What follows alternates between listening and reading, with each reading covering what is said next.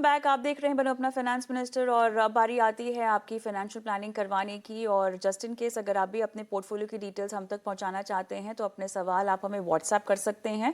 Numbers आपकी screen पे हम फ्लैश कर रहे हैं। यूट्यूब पर देख रहे हैं तो यूट्यूब के कॉमेंट बॉक्स में भी अपने सवाल डाल सकते हैं और वहाँ से भी आपके सवालों को इकट्ठा करके हम शो में शामिल करते हैं। हमारे एक्सपर्ट्स आपको सही सलाह देते हैं आपके पोर्टफोलियो के लिए।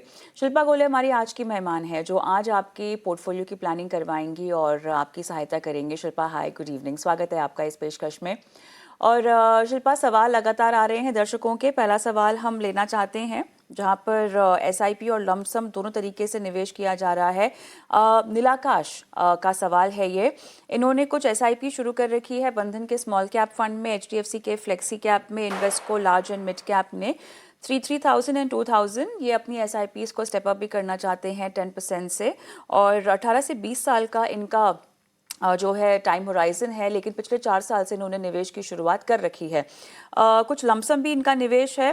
ट्रस्ट के स्मॉल कैप फंड में 3 लाख रुपए, एचडीएफसी मिड कैप में 3 लाख रुपए और उसके बाद एसबीआई के गोल्ड फंड में 2 लाख रुपए लमसम निवेश किया हुआ है। लमसम निवेश कब से कर रहे हैं वो नहीं पता, लेकिन फिलहाल ये अमाउंट है।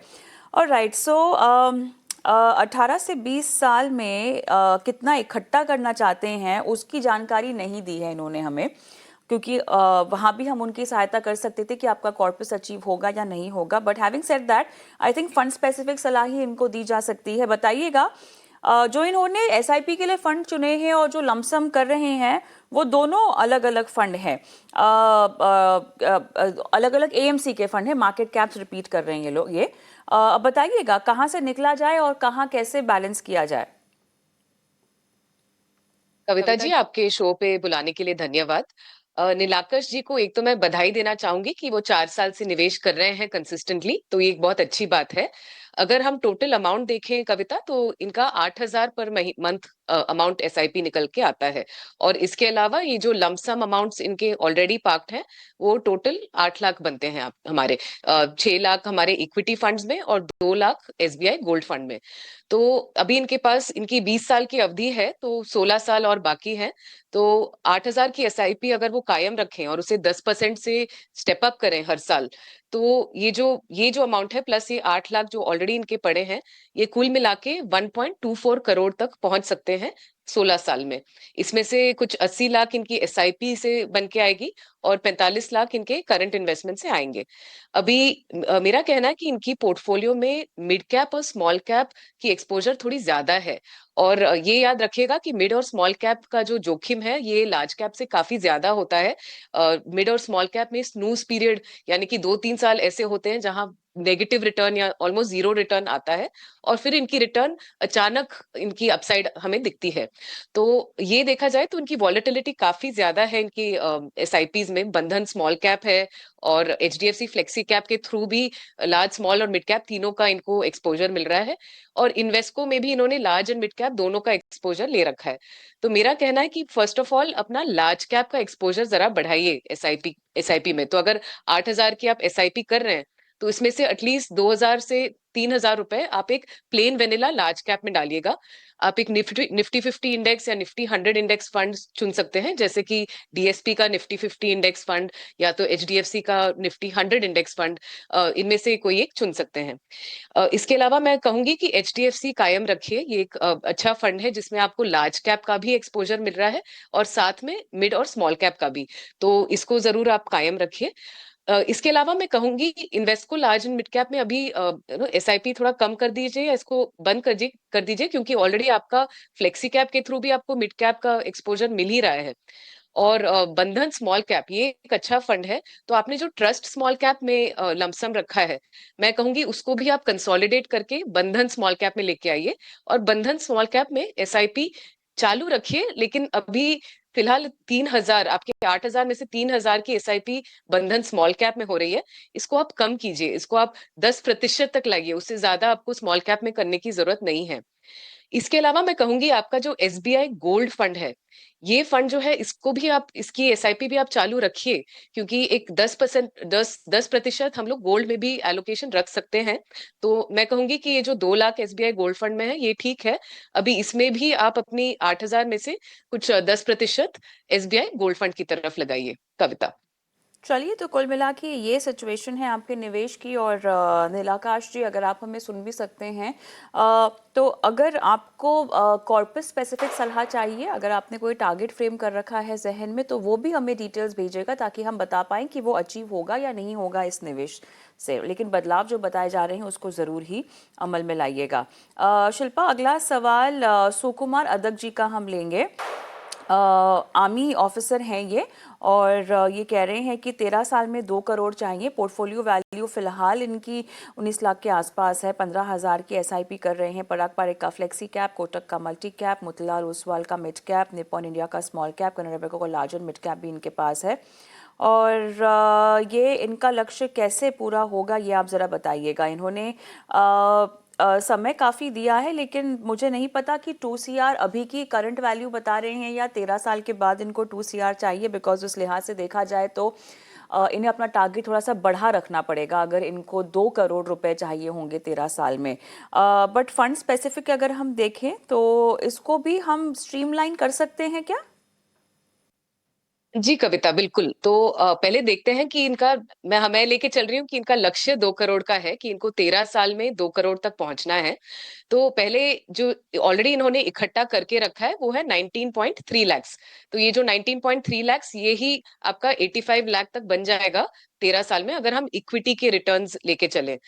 इसके अलावा जो आप 15,000 की एसआईपी कर रहे हैं, और इसको भी अगर आप 10% से हर साल स्टेप अप करेंगे, तो कुल मिला के मतलब ये 19.3 लाख और आपकी एसआईपी दोनों मिला के आप एक 1.7 करोड़ नंबर तक पहुंच सकते हैं। यानी 30 लाख आपके लक्ष्य से कम हो सकता है अमाउंट। तो ये जो गैप है, इसको आप कैसे ब्रिज कर सकते हैं? अगर आप 15,000 से अपनी एसआईपी को 20,000 तक हर महीने कर दें, और उसको आप 10% से हर साल बढ़ाएं, तो आप कंफर्टेबली अपने 2 करोड़ नंबर तक पहुंच सकते हैं। इसके अलावा कविता, इनके लिए भी मैं कहूंगी कि इनका mid and small cap exposure काफी ज्यादा है। अगर हम देखें तो मोतीलाल ओसवाल मिड कैप और निप्पॉन स्मॉल कैप, ये दोनों फंड तो काफी अच्छे हैं, लेकिन इनकी 15,000 की एसआईपी में से 3,500 मोतीलाल ओसवाल मिड कैप में जा रहा है, और निप्पॉन इंडिया स्मॉल कैप में 2,000 जा रहा है। तो मैं कहूंगी दोनों का ना थोड़ा आप एसआईपी कम कीजिए मिड कैप और स्मॉल कैप में, और एक लार्ज कैप इसमें जोड़िएगा। वापस एक निफ्टी 50 या निफ्टी 100 का इंडेक्स फंड आप देख सकते हो। लार्ज कैप की अगर आपको एक्टिव फंड लेनी है, तो आप एचडीएफसी का लार्ज कैप या आईसीआईसीआई प्रूडेंशियल का लार्ज कैप भी देख सकते हैं। तो एक लार्ज कैप फंड लाइएगा, और लार्ज कैप में अपनी जो एसआईपी है वो बढ़ाइएगा। तीसरा मैं कहूंगी आपका जो पराग पारिक फ्लेक्सी कैप है, ये भी एक अच्छा फंड है। इसमें भी आपको लार्ज कैप की एक्सपोजर काफी मिल जाती है, और साथ में मिड कैप और स्मॉल कैप का भी। तो मैं कहूंगी कि लार्ज कैप और ये आपकी फ्लेक्सी कैप, इन दोनों में एक्सपोजर थोड़ा ज्यादा रखिए। आप आपके 15,000 में से एटलीस्ट 10,000 की एसआईपी इन दोनों फंड में जानी चाहिए। इनके अलावा बाकी जो मात्रा है उसको आप मोतीलाल ओसवाल मिड कैप में कंटिन्यू कीजिएगा। निपॉन इंडिया स्मॉल कैप भी अच्छा फंड है, उसमें कंटिन्यू कीजिएगा। और मैं कहूंगी थोड़ा गोल्ड और ग्लोबल का भी इसमें आप एक्सपोजर ला सकते हैं। गोल्ड में आप गोल्ड फंड या गोल्ड ईटीएफ ला सकते हैं अपनी एसआईपी में। और ग्लोबल इक्विटी की बात करें तो एक डीएसपी का यूएस स्पेसिफिक फंड है। फ्रैंकलिन का भी एक यूएस अपॉर्चुनिटीज फंड आता है। इसके अलावा एडलवाइस का एक यूरोप डायनामिक फंड है। तो थोड़ा ग्लोबल भी देखेगा कैसे आप एक्सपोजर ला सकते हैं। कविता। एक और सवाल लेंगे, और ये सवाल ये है आरपी शर्मा जी का। ये एनआरआई हैं। इन्होंने एचडीएफसी के कुछ फंड्स में निवेश कर रखा है, flexi cap, mid cap, ICICI का मल्टी एसेट भी है, Nippon India small cap, SBI, PSU, HDFC defence, LIC index plus 2 ले रखे हैं इन्होंने। शायद यहाँ पर इन्होंने जो है रिव्यू तो करवाना ही है, बहुत ओवर डाइवर्सिफाइड भी हैं खैर ये। लेकिन अब 50,000 रुपये और अपनी एसआईपी बढ़ाना चाहते हैं। और एनआरआई हैं, तो कौन सा अकाउंट एसआईपी के लिए सही होगा, एनआरओ या एनआरई, जानना चाहते हैं। Time horizon is 10 years, target is 5 CR, 15 lakh PPF में है, 20 लाख ईपीएफ में भी हैं इनके। और इनको 1 लाख रुपए म्यूचुअल फंड में एसआईपी के जरिए वापस से डालने भी हैं। मतलब निवेश और भी करना है। जी बताइएगा, बहुत फैला हुआ पोर्टफोलियो है, इसको हम कैसे स्ट्रीमलाइन करें? जी कविता, तो पहले तो मुझे लग रहा है कि इनको अभी उनका 46,000 के आसपास एसआईपी है, और उनको और 50,000 डालने हैं। इन्होंने लगभग 1 लाख का हमें एक नंबर दिया है। तो अगर हम 1 लाख पर मंथ की एसआईपी लेके चलें, और 10% स्टेप अप लें और 10 साल की अवधि लेके चलें, तो ये 3.2 करोड़ के आसपास अक्यूमुलेट कर सकते हैं 10 साल में। नाउ इसमें एक और एंगल है कि इनका पीपीएफ भी है और ईपीएफ भी है। तो अगर पीपीएफ में भी वो हर साल 1.5 लाख डालते रहे और मान लीजिए कि ईपीएफ में अभी फर्दर कंट्रीब्यूशन नहीं करें, तो इनका और भी बढ़ सकता है। 3.2 करोड़ हम सिर्फ एसआईपी की लेके चल रहे थे, 4.15 करोड़ तक ये 10 साल में पहुंच सकते हैं, पीपीएफ और ईपीएफ को भी मिला के।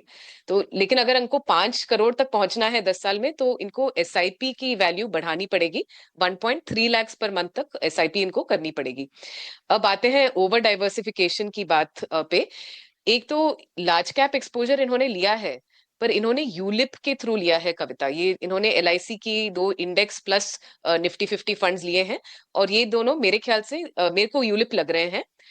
यूलिप का जो के दो चैलेंजेस हैं कविता। एक है कि इसमें आपको इंश्योरेंस और सेविंग्स दोनों का कॉम्बिनेशन मिल रहा है, और इससे क्या होता है कि या ना तो आपको इंश्योरेंस एडिक्वेट मिलता है, ना तो आपकी रिटर्न एडिक्वेट होती है। हाँ, ये जरूर आपका इंडेक्स में डाल रहा है, आपको मार्केट लिंक्ड रिटर्न्स दे रहा है, लेकिन इनके एक्सपेंसेस इतने ज्यादा होते हैं तो कि वो रिटर्न को खींच लेता है। तो अगर हम इसमें एक्सपेंसेस देखें तो यूलिप्स में प्रीमियम एलोकेशन चार्जेस होते हैं, admin charges, fund management charges, mortality charges, GST, और इन सभी के वजह से रिटर्न काफी कम हो जाता है। तो मैं कहूंगी कि निफ्टी 50 और निफ्टी 100 को आप डायरेक्टली इंडेक्स फंड के थ्रू क्यों ना करें। आप एक यूटीआई की निफ्टी 50 इंडेक्स फंड ले सकते हैं, आप एचडीएफसी का निफ्टी 100 इंडेक्स फंड ले सकते हैं, और इनके थ्रू आप एक कंसोलिडेट करके एसआईपी वहां शुरू कीजिए। और यूलिप में लॉक इन भी रहता है 5 साल का। तो मैं कहूंगी ऑल इन ऑल यूलिप से निकल के आप एक simple large cap index fund में आइए। दूसरा मैं कहूंगी आपने थीमेटिक फंड्स में भी काफी इन्वेस्ट किया है। आपका एसबीआई का एक पीएसयू फंड है और एचडीएफसी का एक डिफेंस फंड है। इसको भी आप सेक्टोरली डाइवर्सिफाई कीजिए, आप कंसोलिडेट कर दीजिए। ये जो पैसे आप इसमें लगा रहे हैं, ये आप अपने एचडीएफसी फ्लेक्सी कैप में लगाइएगा, तो उससे आपको फ्लेक्सी कैप में आपको लार्ज मिड का और सेक्टोरल डाइवर्सिफिकेशन भी मिलेगा। इसके अलावा मैं कहूंगी आप अपना निप्पॉन स्मॉल कैप कायम रखिए। ये अच्छा फंड है। एचडीएफसी मिड कैप को भी कायम रखिए, लेकिन अमाउंट थोड़ा कम कर दीजिए। पर अभी क्या है, आपकी एसआईपी की ओवरऑल वैल्यू बढ़ रही है, तो एलोकेशन कम कर दीजिए। इसको 10% के आसपास ही मिड कैप का एलोकेशन रखिए, और अपना स्मॉल कैप में भी 10% का एलोकेशन रखिए।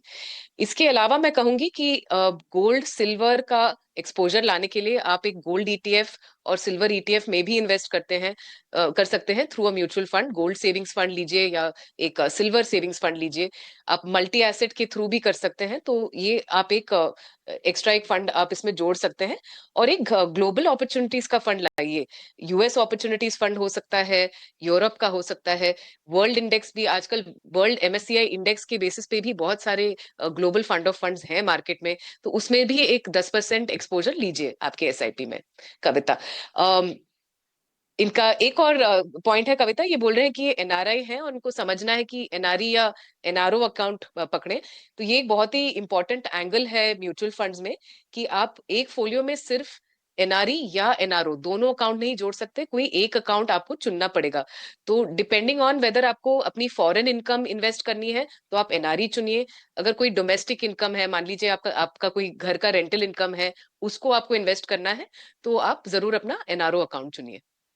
ऑलराइट, चलिए इसी के साथ समय समाप्त हुआ। शिल्पा, शुक्रिया आज जुड़ने के लिए और दर्शकों की लाइफ फाइनेंशियल प्लानिंग करने के लिए। और तमाम दर्शकों को बता दें कि नंबर्स भी आपके स्क्रीन पे फ्लैश हो रहे हैं। व्हाट्सएप नंबर फ्लैश हो रहा है, अपने सवाल भेज सकते हैं। यूट्यूब पर देख रहे हैं तो कमेंट बॉक्स में सवाल डाल सकते हैं। दीजिए इजाजत, नमस्कार।